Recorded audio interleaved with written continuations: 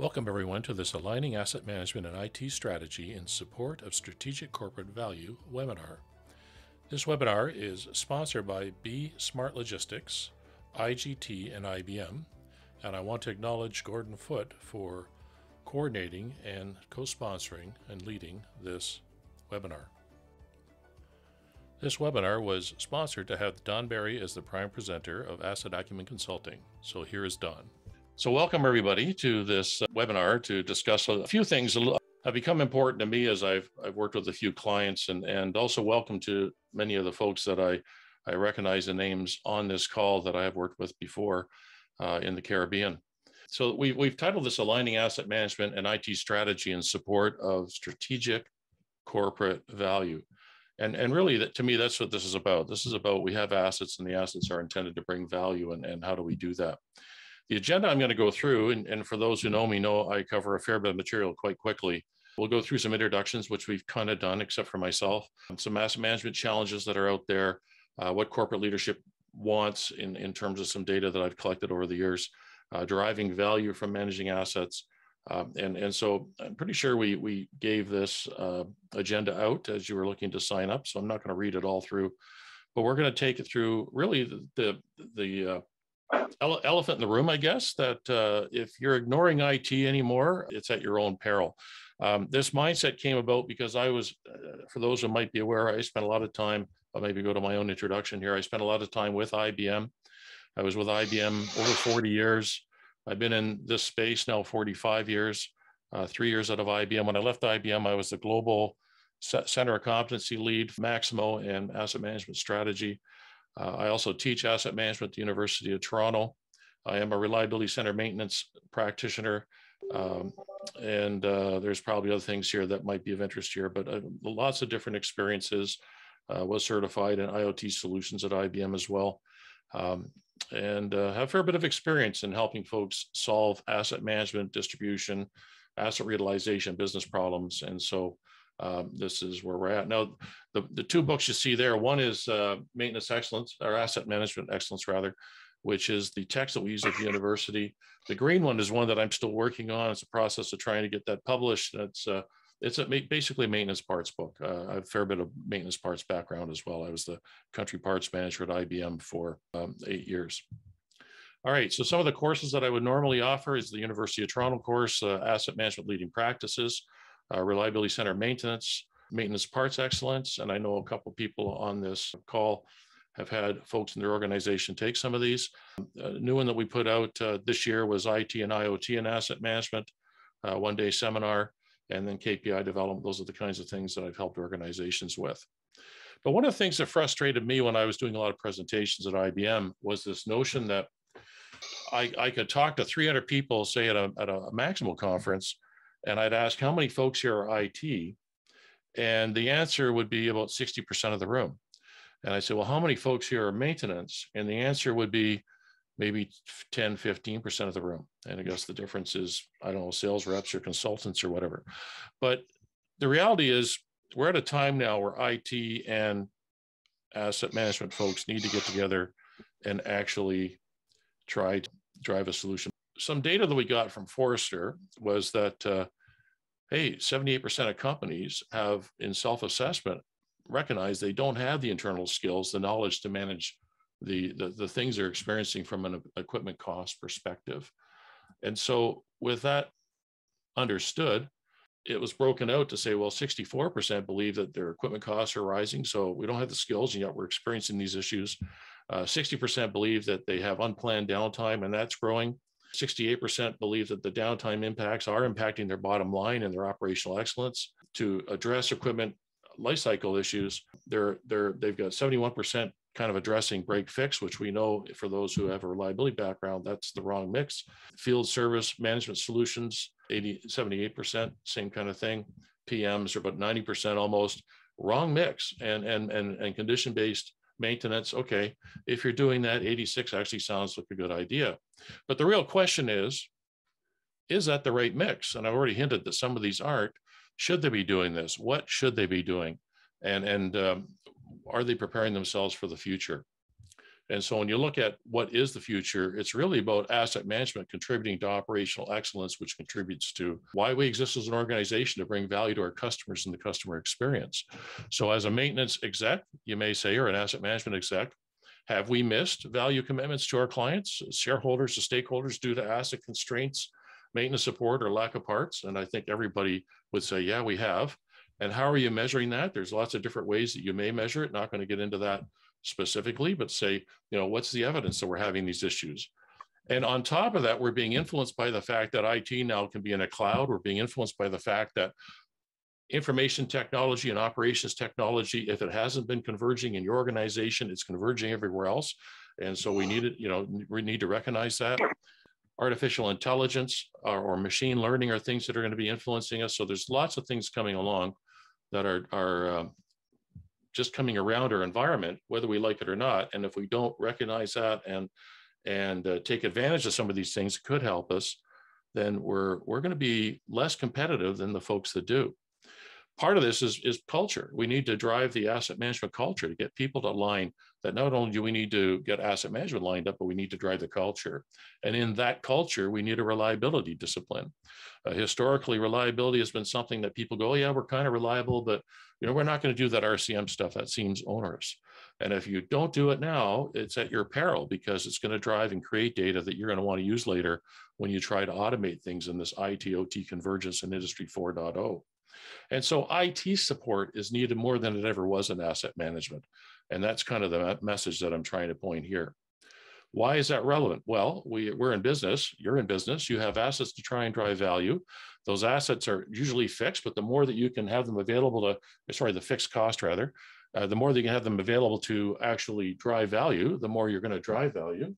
You're going to have maintenance costs, you're going to have parts inventory costs, and many other costs, which I'll talk about later, all very tangible costs. And so from a strategy perspective, intangible costs, improve sustainability, improve financial control, improve customer service are all things that it's hard to put a dollar number on. But we all recognize that if we're not hurting the environment, if we're having efficient fuel spend, you may have some tangible acknowledgement of maintenance improving fuel spend, but quite often people have trouble getting a tangible number on that. But all of these things can help you optimize asset value and drive operational excellence. So that's the intent. So if we recognize that IT is coming and it's not going to go away, maybe we need to think about how we can create our own future. And the best way to predict the future is to create it. Abraham Lincoln said that. I'm sure people said it before him. Peter Drucker said it recently. I've kind of taken or borrowed, say, well, the most reliable way to predict the failure is to create it. And if asset management think that way, I think that's probably the right way to think. Now, we did a study, quite a few years ago. It was a double-blind study, so the company that actually went out and asked the questions didn't know who had sponsored it. And the study was actually done for organizations that had at least 100 maintenance folks. And we basically said, what's your roadmap? What is it you hope that you want to accomplish in your business, assuming you are an asset-intensive company? And the answer quickly came back, and the number one answer was, well, we want return on assets. We want value from our assets. You could equate that to all the other things I talked about, including up to how it contributes to operational excellence. We want to reduce the consequence of failure. We want to reduce safety, environmental, and operational impacts. We want to predict and mitigate conditions and behaviors that lead to asset failure. We want to create and leverage the data that we have. And no surprise, we want more data. And so when you think about that, that was 8-10 years ago.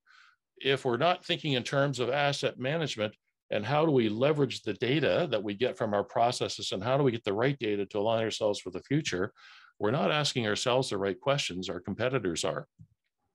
Now, this is a traditional chart that many who have maybe seen me talk before have seen this before.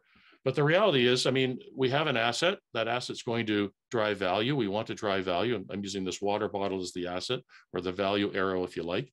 And all the different components that make up whatever it is we're producing need to run optimally.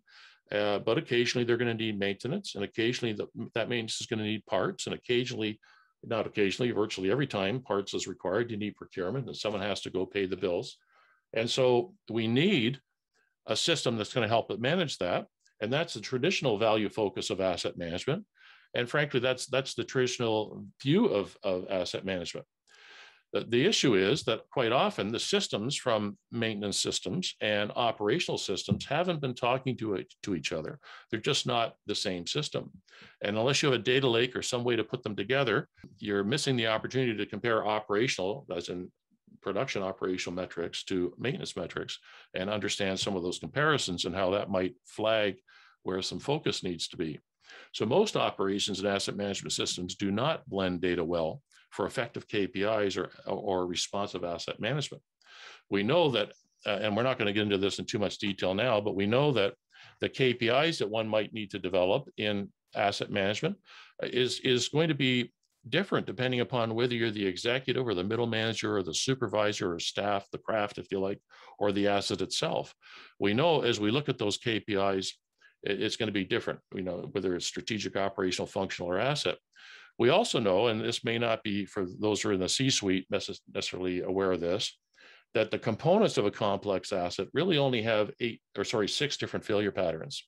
And those 6 different failure patterns, things like aircraft or even vehicles, kind of line up that only about 11% of those components are things that fail over time, and 89% of those things act randomly over time. So if they act randomly over time, you have the situation where you're going to be having to find some sort of early indication of failure for the things that fail randomly. The things that fail, the 11% that fail over time, those are the ones that you can kind of say every 3 months, 6 months, we need to do something. So how do I pick the things that fail, or how do I get that early indication of failure? That's at 89%. Well, you need to get what they call that warning time, which is known as the P to F curve, the potential failed state to fully failed state. We need to understand what those early signs of trouble are. Generally speaking, those early signs of trouble are going to be things like if you're looking at, well, I'll use my water bottle again. If my water bottle's a pump and I'm looking at the bearing and trying to understand how do I predict the bearing in that pump, then it might be something that starts to vibrate at first.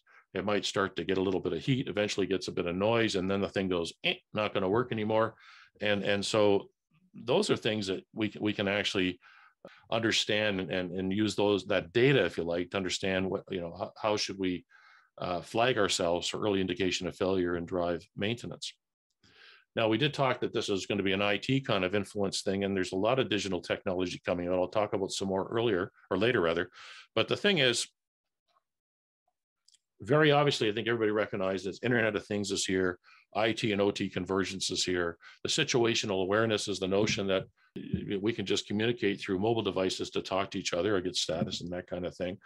Data is becoming, well, if I need to do all this analysis, I need more data. Where could I put that data? Perhaps on a cloud, if that makes sense. And what I'm branding here, artificial intelligence and cognitive, is really machine learning and artificial intelligence. And be looking at things like that and kind of say, well, those are 6 things. I'll talk about some more later. How do I take all of these dynamics? How do I take the fundamentals of how we are as an organization, our leadership, how we align our strategy to our corporate strategy, how we're organized, how do we manage the things we control, whether it be maintenance execution, our KPIs, parts management, whether we're doing preventive, predictive, corrective maintenance, what our systems are doing, which is the data management stuff. How are we dealing with reliability or total productive maintenance? How are we organizing our constant changing to improve the business? How are we doing those things? How do we understand where we are versus leading practices and perhaps our competitors? How are we doing that versus the tools that could be available to us that we could automate, whether they be enterprise asset management solutions or asset performance management solutions? And how do we take that and decide what our roadmap ought to be? Perhaps our roadmap could be incremental. Some things we need to define later. If you're still focusing on planned versus unplanned, then and you're not really talking to IT, then you're really tree hugging what I would say what we used to be doing 10 years ago. And how do we move on and manage taking advantage of these IT tools? You also see in this upper right-hand side this notion of asset management maturity versus to the degree to which IT support commitment is there to support asset management. And how do we get that aligned? And how do we develop a blueprint and roadmap to make that happen? So that's basically the wake-up call, if you like, of things that I'm going to suggest that you want to do, because we have all this technology coming. And we also know that technology is going to require financial gates. We also know that technology is going to require work. And that's why I've got that little guy swimming there, and from work from a number of different people. So that means a lot of different swim lanes of activity that have to be engaged. How do we make all that happen? Well, you could, and some of the folks that are on this call that I know have done this already, so they may feel they don't need to do it again, and that's fine. We can take where they are, but you could take the where you are from a basics foundational perspective, look at where you are, review the as is, analyze where you're at, present that, have a presentation on leading practices. If you've already done this once, then we can maybe look at that in terms of IT opportunities and things that are the gaps in terms of what you haven't done yet from what you looked at before. Draft a high-level plan to implement and prioritize those initiatives. Understand how that's going to fit in your organization. A lot of organizations have good leadership that maybe aren't used to supporting each other. And so how do we define success? And how do we define, well, if this is in the solution, then we succeeded. These would be the other nice things that would be in the solution. I'm calling that the design principles, design points kind of discussion.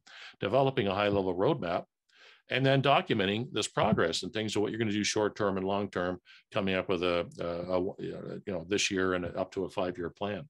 You will get a sense from where you are. If you've already done this, you might get a sense from where you are now versus where you were the last time you did it. And you might be surprised to recognize that things haven't moved that much, or they moved a lot. Quite often when we do it with organizations before, they didn't understand the terms that well. Now they do, so they're going to be a little harsher on themselves, and that's pretty normal. Typically what happens is in the workshops, we come up with a number of ideas. And this is an example where we might say, look, this group came up with 7 ideas that we're going to save about $1 million each at a minimum if executed properly. And the thought process was it wouldn't take a big effort to do. And so it becomes fairly easy to at least directionally understand what the opportunities could be and how you might do it. Notionally, you would start at the things at the upper left hand and work your way towards the lower right. But obviously you wouldn't do all the things because they just couldn't be justified. And generally you would take those initiatives and turn them into programs and decide what those programs might look like. Okay, so that all makes sense. And it's a bit of mechanics to go through all that. The nice thing is it drives people because you include your people in that process, but it also has to help move the culture. If the culture was used to not doing this, then bringing a few people in to drive strategy isn't enough. As Drucker would have said, culture eats strategy for breakfast. So we need to recognize that there's a huge change management component here that has to happen for this to be successful. But part of that is to get what is it we're doing and what are the priorities. So if we get those priorities right and get the leaders aligned and the staff understand what those priorities are, understand where they are and what the journey should include, both near term and long term. If we get IT and OT together in the maintenance team and align to support each other, recognize this takes a community. It takes a community to make the strategy work. It takes a community to change the culture. It makes a community to maybe rebrand that why we're here is for operational excellence and not because I'm here because of, I don't know, my karma in terms of how I manage my portion of either operations or maintenance. A powerful and empowering culture is a sure route to organizational success, and we need to make sure that we get that in place if you expect to be successful. Now, some of you, I'm sure, have heard of the notion of Industry 4.0. I borrowed this chart just because I liked it. I mean, everybody's published one of these, but I borrowed this from a colleague at Toyota. And the notionally, Industry 3.0 would have been automation and computers and electronics. Okay, Industry 4.0 is cyber physical systems, Internet of Things, networks. And I would argue, and getting as much of that automated as what makes sense for your organization. IDC published in 2019 something that I had been touting for years prior to that, the notion that there is this continuum in terms of what IT solutions or IT packages could do to help their organization. You could go from manual to computerized maintenance management systems to enterprise asset management systems. And the main difference, manual, I think, is obvious. Computerized maintenance management systems generally were just by campus. EAM were enterprise-wide with a lot more functionality. Asset performance management was taking a lot of the preventive type attention to, or predict and analytics type things that you could use to help you figure out the effective maintenance to do that you might operate efficiently in your EAM. And then the top green one is really just talking about strategically aligned, or if you like, operational excellence aligned, typically machine learning and AI and those kinds of things would be used not just from an asset management perspective, but also to take in operations data and help prescribe, what's the most appropriate alignment we should do in terms of our schedules, both for operations and maintenance. So when you look at that, it suggests a continuum, this continuum from manual to EAM to asset management performance to machine learning and AI to ultimately achieve why you exist as an organization. Your organization is there to bring value. It could be a supply chain or a value chain. It's why you strategically exist. And why can't we take that continuum and automate it? If we want to do that, we need to change and impress on both the operations, but also the asset management folks, what the asset management strategy ought to be, what the IT support strategy needs to be to support it, and what change management and change enablement has to happen, because this is not going to happen without changing the culture and getting the folks involved. Typically, especially dealing with heavy operations things, i.e. maintenance folks, this is a 65%, or let's just say 60% people initiative, and a 25% process initiative, and really only a 15% IT initiative. Even though we're talking about bringing IT and asset management together, it's really about bringing the people and the process and getting that automated. Now, to expand a little bit of that chart I showed you earlier, you can see across the bottom going from manual, as in IT really wasn't helping us at all, to, hey, they're automating all our controls for us. The things that you would have been doing now, if all you have is an EAM system, then congratulations, you're only about 4 bullets from the bottom, and you've been focusing on being efficient. If you've tried to do things like a little bit of risk-based analysis or condition-based things, or actually do some RCM, then yeah, you're being effective. But have you actually taken that and applied it across the enterprise? Have you taken that information and applied it appropriately to the things that should have sensors on them, supported by expert systems through Internet of Things, and fed back into the system? And by the way, if you can do that, then you can start to automate some asset performance management kind of things. And then how do I enhance that for why we exist and how we contribute to the business? How do we enhance that to be strategically optimal and drive operational excellence? Cognitive insights, if you like, the cognitive to me is AI and machine learning, predictive asset optimization, and ultimately achieve supply chain optimization from asset management. If you're still focused on planned versus unplanned, think of the benefits you could gain by focusing, assuming you still get planned from to unplanned sorted out. Now start focusing on things that you can actually predict and prescribe. The solution will be a focus on improving work and asset management, optimizing your assets, having prescriptive asset management, prescriptive operations management, and an integrated optimal supply chain. So that's the opportunity. Now, when you look at what the EAM might have done from that, it would have done work management things, mobile, contribution at the mobile asset, if you like, or the mobile telephone or device to either take information or add information to the work management, keep track of your assets and where they might be, do some data analytics, maybe understand it, particularly if your assets are linear, keeping track of that, what the return on asset is, that kind of thing. Those are all things that possibly fuss with, and understand that a lot of solutions, in particular IBM's Maximo, already has solutions that deal with utilities and oil and gas and manufacturing and all of these different industries. One of the largest one of the large projects I dealt with just before I left IBM was a very, very large nuclear plant, the largest nuclear campus in the globe. So understand that EAM drives efficient asset management and maintenance execution. That's what it does. It's not necessarily help me pick the effective thing to do, but it is helping me be efficient. How do I pick the thing to be effective? Well, I need a reliability culture. Now, one of the things I've learned recently talking to folks is that they might look at the reliability culture and go, oh, Don, we don't need RCM. We have a reliability culture. We have foundational reliability. Okay.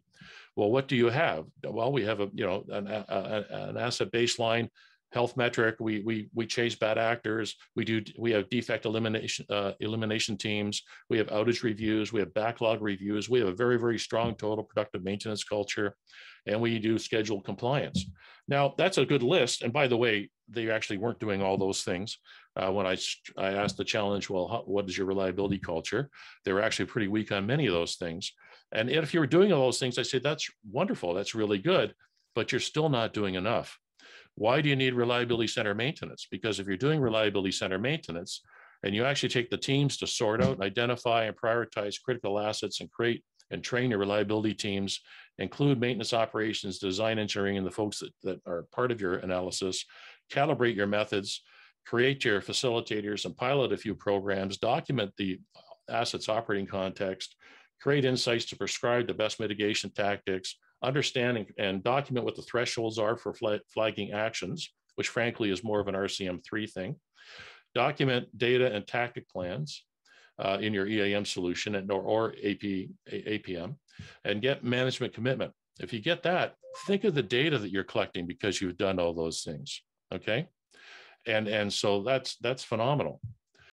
How could we automate that? Well, you bring in IT and IoT enabled reliability culture. That would be the next step. So you think of these things as continuums that you can that support the continuum I already talked about. If I have asset health data, if I have transaction or reliability threshold data, which I would have collected from the previous bit of work in the RCM culture, IT and artificial intelligence to automate a first pass of RCM. Well, that's a controversial thing. So think of that this way. If I could use artificial intelligence to analyze all the ways somebody could, understand, detect, and attack cancer, which, by the way, we are doing, the medical industry and the IT industry is doing that. Why could we not use the same kinds of things to detect what we should be thinking about from a reliability center maintenance analysis perspective? I think the answer is you could, but you need to also, first of all, have the right arguments. You need to have the team trained to understand what they're looking for, and you need to curate that data, which is typical of any kind of analysis or data science analysis.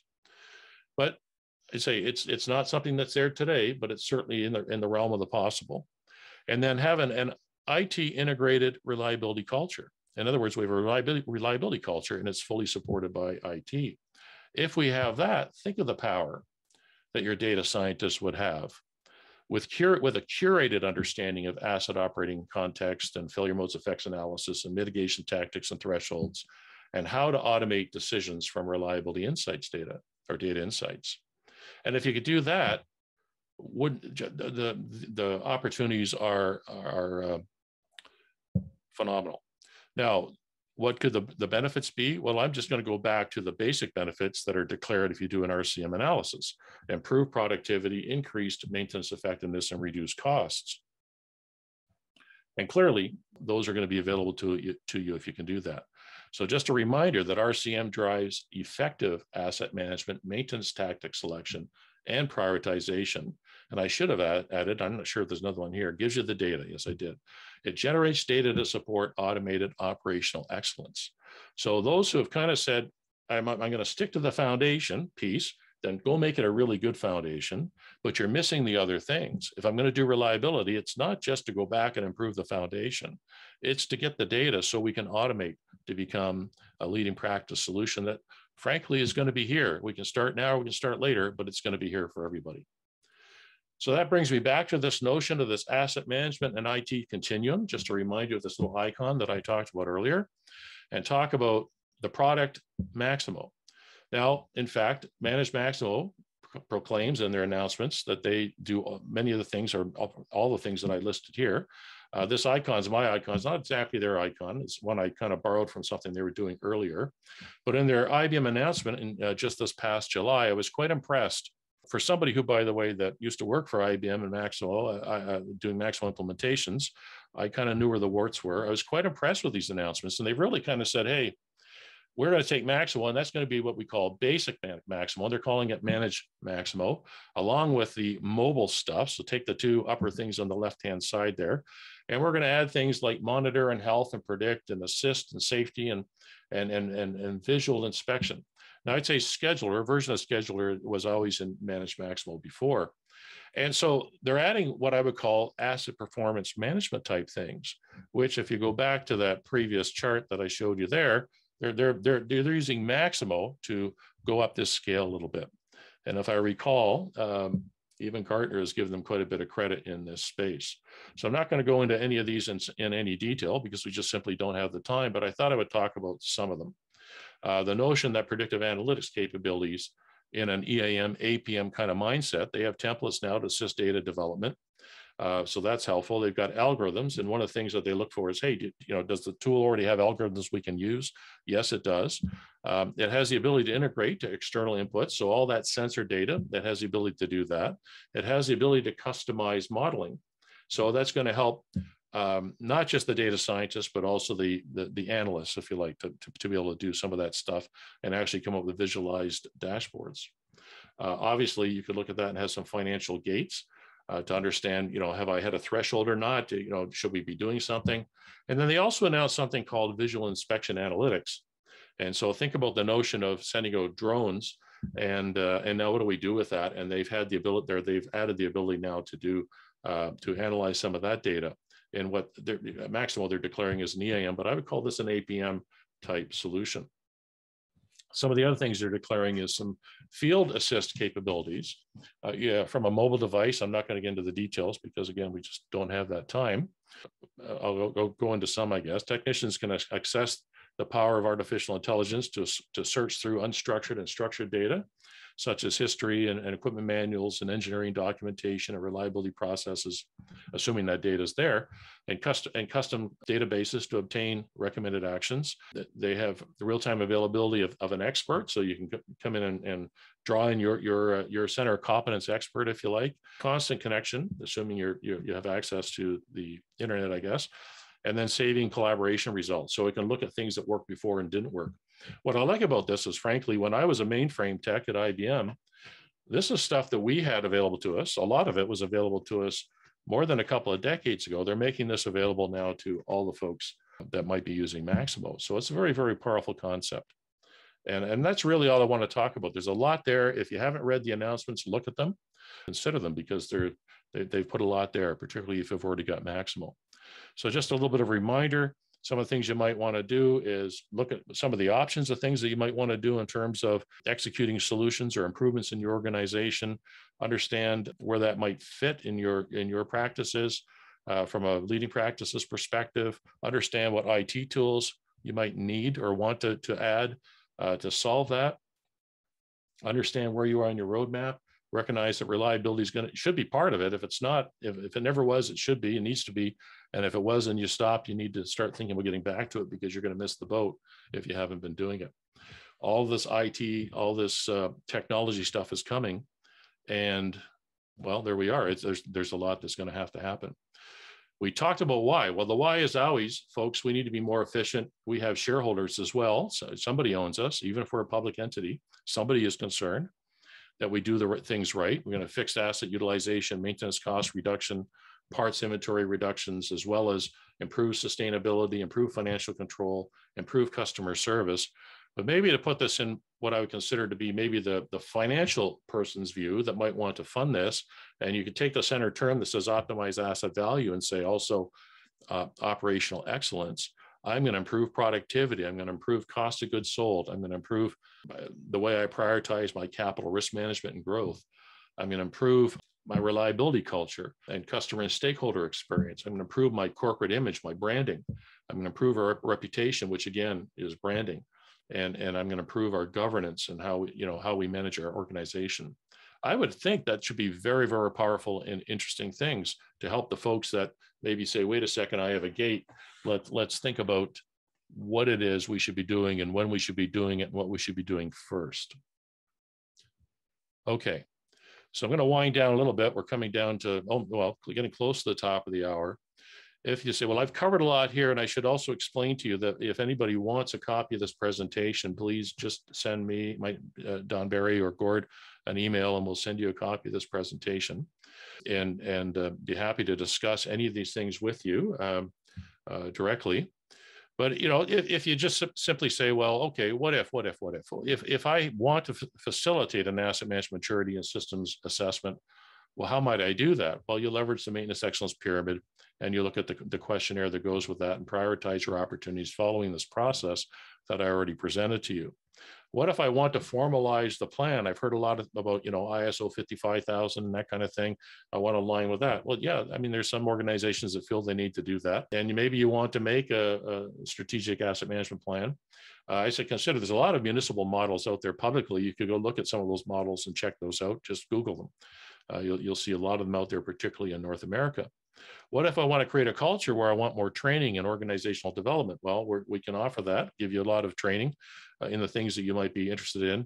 And even more from a consultative perspective, train you on the things that you need to know when you need to know them. If you want to understand your KPIs, we can help you with that. Measure progress and success of your business dimensions and pain points. We can help you with that. What if you want to get deeper in parts? I didn't really talk about parts, but we have a very similar process, a very similar maintenance parts excellence pyramid that can help you, a very similar process for going through what you should be wanting to focus on in your parts.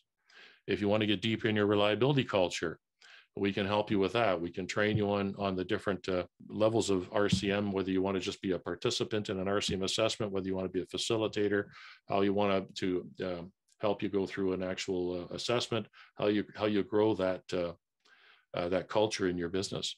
How do I get IT and asset management aligned and working together? Well, start looking at this continuum. Get your IT folks committed to an asset management assessment. Drive operational excellence with asset management. And recognize if you want to drive operational excellence with your asset management, chances are you're going to want to leverage all of the above. Okay, so something to think about. Okay, what are the next steps? Next steps likely are check your culture, check your get your leadership aligned, decide if you need to do more training. Notice these are all question marks. Do I need to check my culture? Do I need to get my leadership aligned? Do I need more training? Do I need to do an asset management assessment? If I've done one, do I need to do one again? Do I need to get IT and asset management leadership together? Do we need to acquire and implement IT solutions, whether that be enterprise asset management, asset performance management, IoT, or something else? Okay. Do we need to embrace 4.0, Industry 4.0? I'd say the answer is yes. I mean, that's almost a given. Do we need to pursue operational excellence? Do we need to be thinking about doing all of these things that are above? So something to challenge you and to think about as we go through this. Now, I'm going to suggest that if you have questions, that you would perhaps key some of those into the chat line, and I'll look at them shortly. I'll come back to this chart. So I'll give you a moment or two to put some questions in there, and we'll come back to that. But while you're thinking about those questions or keying them in, I just wanted to share with you that I do have some other contact things going on. I have a 2-day parts course happening next week, if anybody is interested in that. So there's a link there to look at more information on that. I have that IT and IoT. These are publicly available, by the way, these courses. I have an IT and IoT 1-day class in April that you can look at, and the link is there. If you want to look a little bit more about what Asset Acumen is about, we have a website you can look at. If you want to find me on LinkedIn, there's the link. If you want to look at some of these kind of presentations that have been recorded and put on YouTube, you can find them on that link there. And as I guess some people do, I have a Twitter ID, although I use it not too often. So this is just a little bit of another way of looking at the courses that are on in the hopper, if you like. Where this week is actually the University of Toronto Physical Asset Management Program. I was teaching the first day, and I'm back on the last day. But and since I had time to talk to you today on this, but it will happen again next year about the same time of year. If you want any information on that, send me an email. And next topic, well, I'm going to have a topic in a public webinar. Haven't figured out the date yet, called Aligning APM and Corporate Values and Operational Excellence. If you want RCM, that's still an on-site training, so that's as required by organization. These others that I've listed here are pretty much all available remotely, so you don't have to travel, and you don't need me to travel to you. Obviously, I'd love to be able to travel to you and do it face-to-face if that's possible. So again, this is just the maintenance parts one that is starting next week. Okay, so just go back to the questions and say, if we have any questions, let's see what we've got. And I will see if I can stop the share and see if we have anything in the chat. Actually, I'm not seeing anything in the chat. Or am I? No, I'm not. If anybody has any, go ahead. Yeah, Gordon here. So I'd like to share with the attendees as well We are looking at enterprise asset management and its alignment to IT strategy. The folks that I invited, I asked some questions about whether you had an IT strategy, an asset management strategy, or if you had both.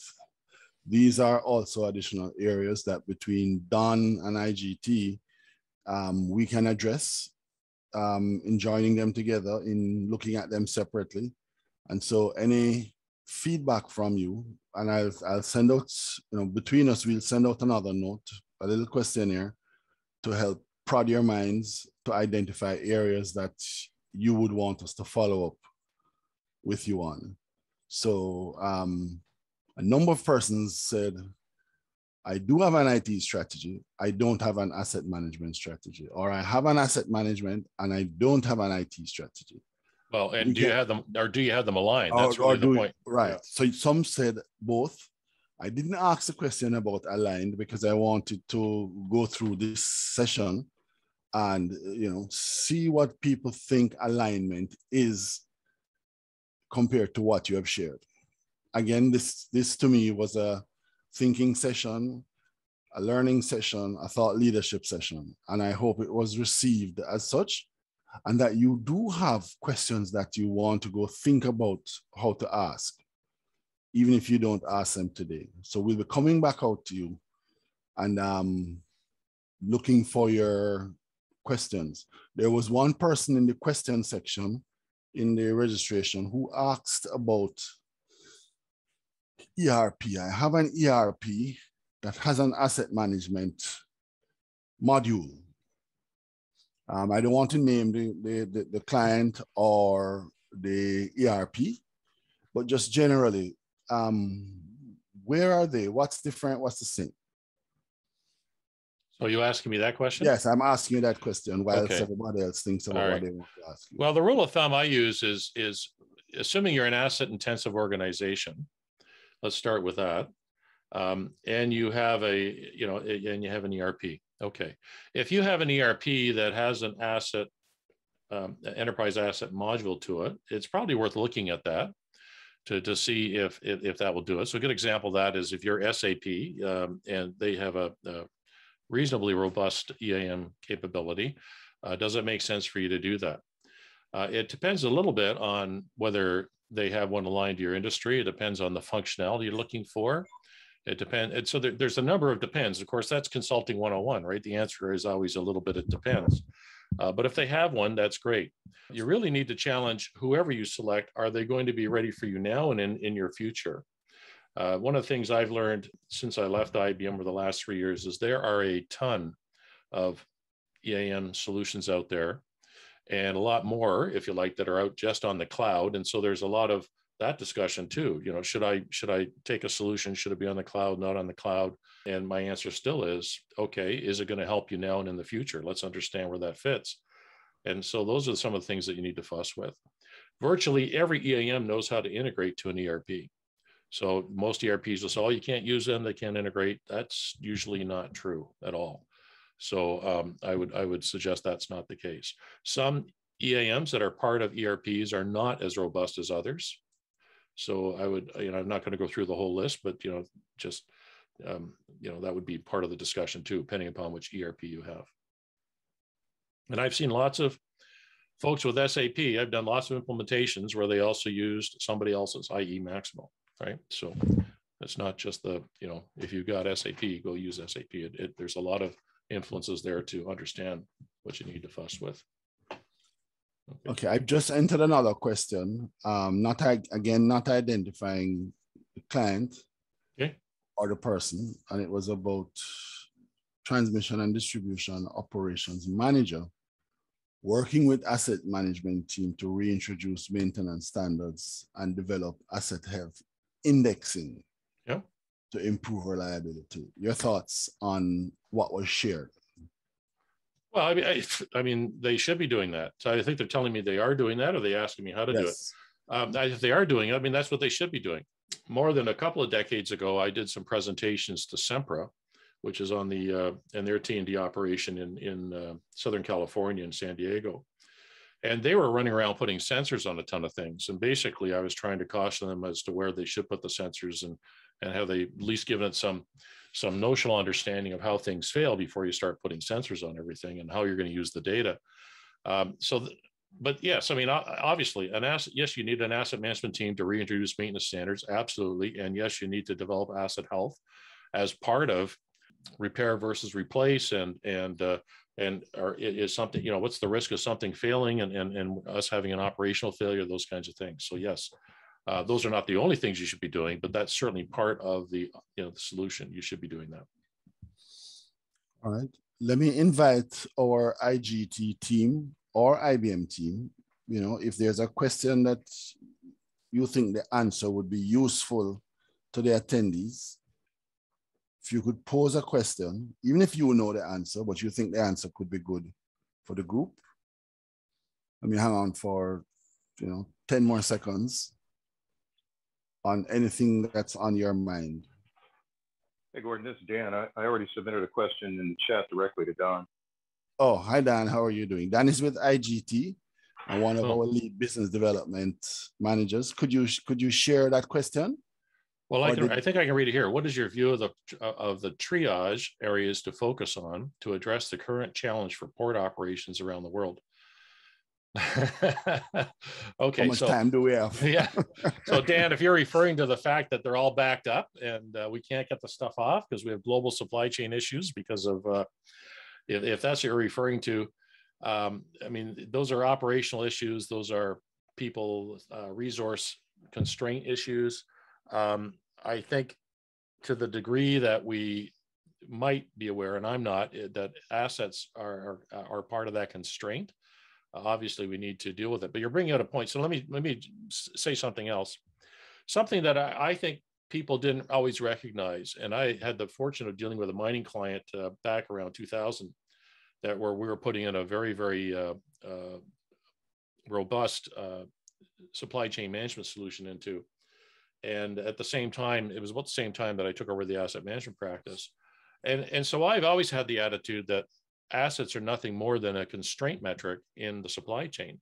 If I need 3 or 4 assets, I'll use these water bottles. If I need 3 or 4 assets in a row to be doing something, then if one is, got a health indication or something, I can calculate the probability of failure. I can calculate the risk of every one of those components. And I can calculate then the probability of me having a risk in a value process value. And if I can do that, then I can start to declare, yes, I can meet all your supply chains, Mr. Client.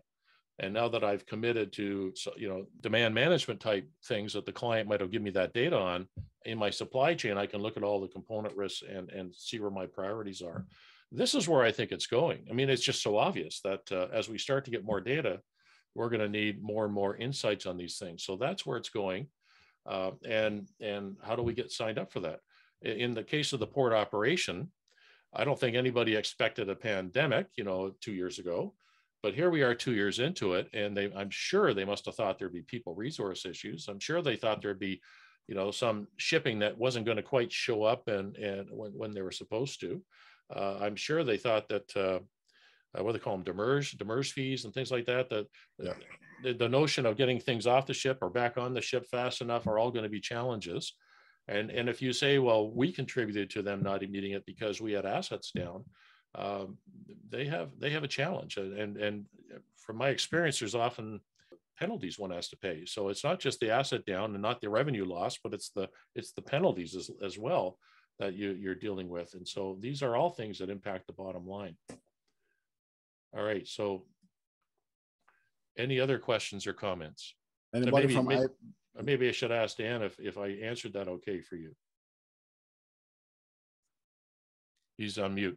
You can just stick yourself off mute and say yes or no, or second question if you like, Dan. Well, it was an impossible question in a sense, but I really appreciate how many of your perspectives are based on building teams and enabling folks to align together.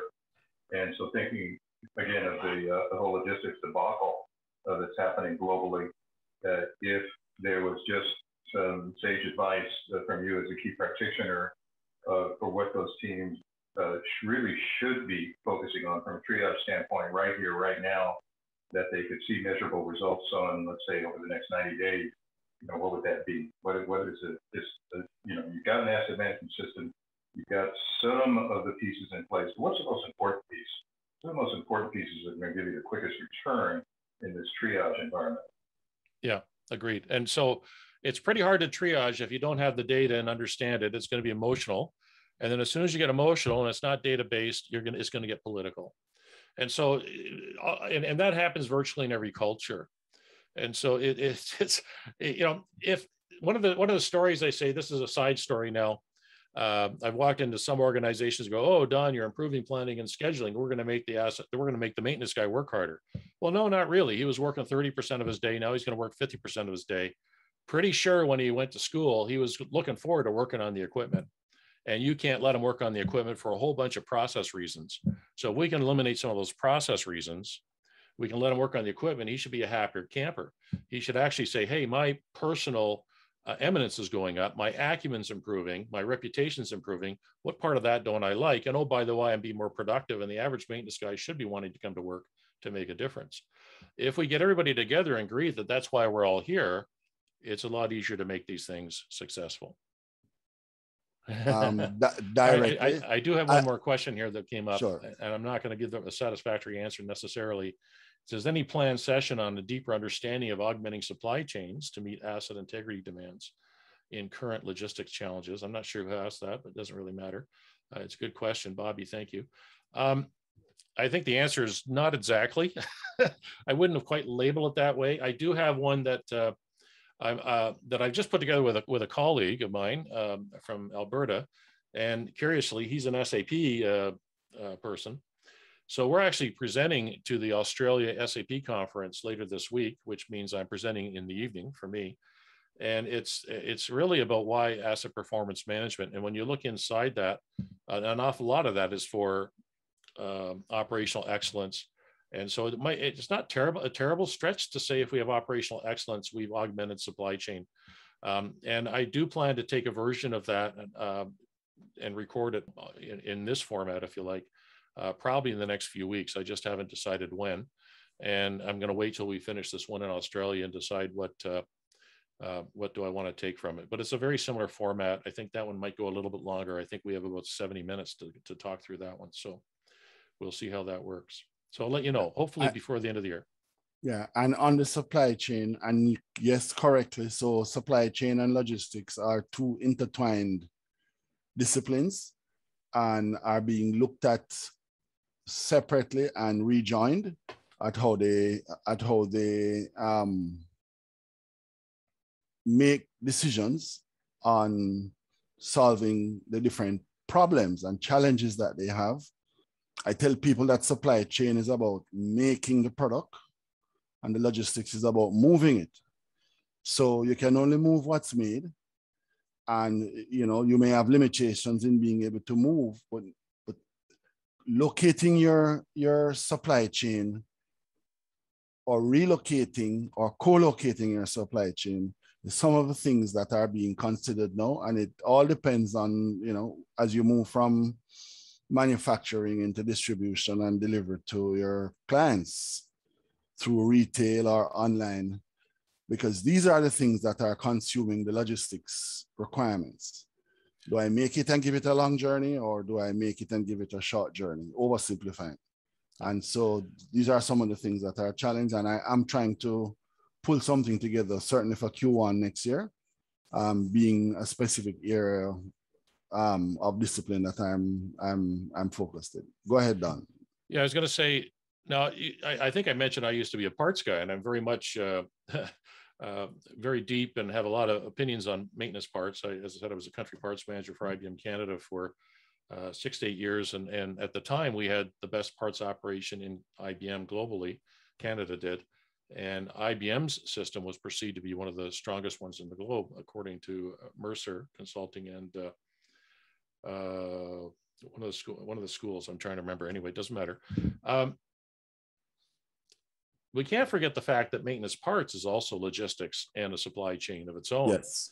And so as we're trying to keep this thing running, remember that value arrow that I was showing you earlier, maintenance parts has to keep the the machine, keep the maintenance people going. And so there's a huge culture problem there as well. If you don't, even before the assets are put in place and discussed, and we're going to put this, what's the recommended spare parts list and how do we support that? And so there's huge cultural issues there that need to be addressed. And again, both getting everybody together culturally, but also reliability data can go a long way to help you with the initial spare parts or recommended spare parts lists, and also inventory stocking policies.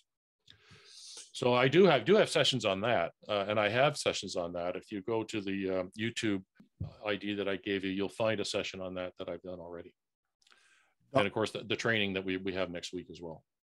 Don, relevance cross industry. We talk about asset intensive operations, and yet we say cross industry. 3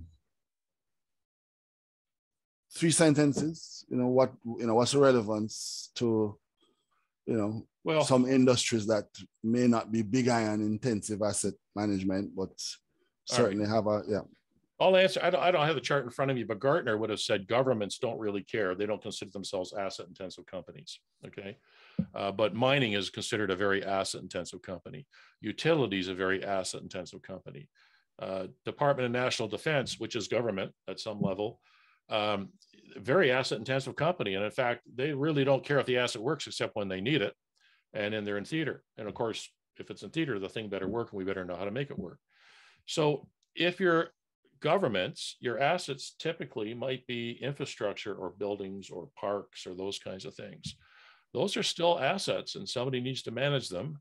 And when you look at your whole organization as a ratio, you may not perceive yourself to be asset intensive, but chances are you have a lot of assets. If you're mostly buildings, maybe you want to integrate a workplace management system. I have quite a bit of experience in that. But when you actually want to do the physical maintenance and keeping track of the assets, you may want a proper maintenance or asset management system. Hospitals, same thing. Hospitals, often owned by governments, have a lot of buildings, but they also have a lot of equipment and vehicles that probably require proper asset intensive maintenance. Governments own postal systems, and postal systems, surprise, surprise, are asset intensive. So you just got to decide how you put all that together. And so I'd say right across the board, everybody at some level will recognize they have assets, but it's certainly the more asset intensive ones are things like mining and infrastructure, production, utilities, those kinds of folks. Construction, transportation, airplanes. I've done work for Air Canada. I've done work for LAN in Chile. I've done work for Bombardier. So all and both on the aircraft and the trains. All right. Listen, we're losing folks. I knew when we set it for the hour and a half, we'd be challenged to keep everyone on board. But I certainly hope that the time that you spent, those of you who are still here, was well spent, that the discussions enlightened you, the thought leadership engaged you, and that you have something to sit back and think about and come back to us on. Just maybe a question or, to have a, scheduled call or something. We want to engage.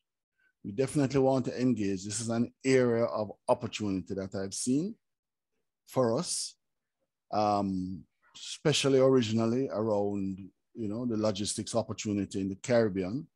But certainly as you look into it, it is a real cross-industry opportunity for companies to engage and to move themselves into a better place with their asset management. So tourism is coming back, shipping, all of these things are coming back, and we want to put ourselves in a good place to be able to drive value. So as Don has put back up his ID, you can use Don's ID or my ID or both for us to re-engage with you. When I send out a thank you, it will have both. Don or I will send it out. And please feel free to come back to us. So as we wrap, I'll ask Don in a moment if he has any last words, or anybody on the line if they have any last words. But I really do appreciate the time from the folks who have given us over the hour. It's hard these days because you live online, you live in meetings online. Even if you go into office, you end up being back online in meetings. So really appreciate the time, and I hope and trust you got significant value out of this morning. And Don, let me pass back to you to wrap. Yeah, I was just going to say, it's hard to present and keep track of who's joining and not joining, but I don't think we've lost that many people, not since you started this closeout anyway. We've lost a couple, but that's about it. So thank you for taking that time. Hopefully you found this of value. Really would like to understand what your issues are. And I'd like to suggest to you that Gordon and I, or whomever would love to spend time with you to understand your issues. If you want to take an hour to talk about them as an organization, give us a call. We'd love to be able to do that. So let us know, and I'll thank you for listening, and hopefully you'll join us on the next one. Thank you. You've been watching the Aligning Asset Management and IT Strategy in Support of Strategic Corporate Value webinar. This was a special webinar set up for IT and asset management executives working in the Caribbean area. I'd like to give a special thanks to Gordon Foote of Be Smart and IGT for leading and coordinating this webinar. Thank you for attending and listening.